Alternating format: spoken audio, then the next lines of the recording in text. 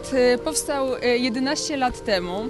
Powstał przede wszystkim z połączenia... Art Color Ballet è stato fondato 11 anni fa, nato da una fusione delle mie passioni, danza, pittura e musica. Avevo quest'idea di fare una sintesi.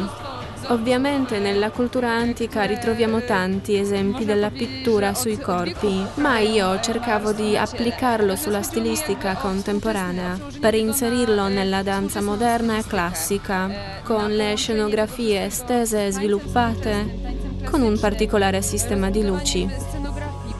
Così abbiamo iniziato a cercare. Tutto era un grande esperimento, sia per me, fondatrice del gruppo, che per i ballerini e artisti con quali abbiamo collaborato.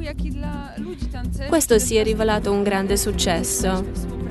Gli spettacoli e la loro sceneggiatura vengono ideati ed elaborati da noi artisti.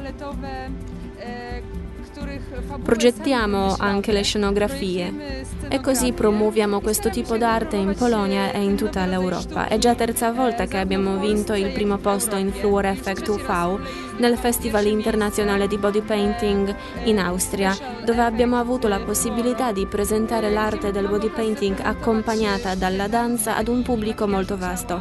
A Venezia, per la prima volta quest'anno abbiamo collaborato con uno studio di produzione cinetelevisiva e con la cantante Gosia per la realizzazione del suo nuovo videoclip. Sono molto felice che abbiamo potuto contribuire a creare qualcosa di innovativo, dove dalla fusione del video, musica, canto e body painting emerge un valore artistico nuovo. Spero che il pubblico italiano ed europeo avranno opportunità a breve di sentire e vedere i risultati del nostro lavoro.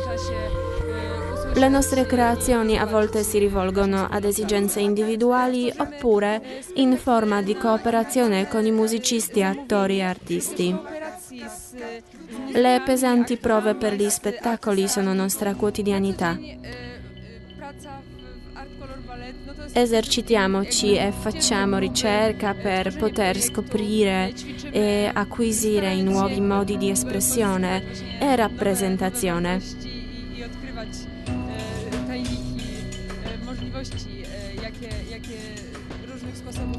Per l'ultimo anno abbiamo lavorato sul nuovo grande spettacolo che anche il pubblico italiano avrà la possibilità di vedere già durante questa stagione. Mam nadzieję, będzie miała okazję zobaczyć włoska publiczność.